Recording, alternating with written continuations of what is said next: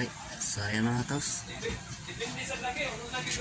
Ayan guys, ito yung sinasabi ko. Pag nasira yung repair kit ng master nito, papasok dito yung fluid cider box. Ayan na, tingnan nyo. Ito yung ano niya, vacuum niya patungo sa intake manifold ng makina. Tingnan nyo guys. Oh. Ayan. Ito ang daming fluid oh. So ayan siya guys. Ayan oh. Ayan, ang dami. So ayan guys. Marami pa to. Ayan. Ayan. So puno siya. Ayan oh. Matagas. So ayan guys, yun yung sira niya. So tingnan nyo guys. Ayan. Tanggalin natin oh. Ayan oh.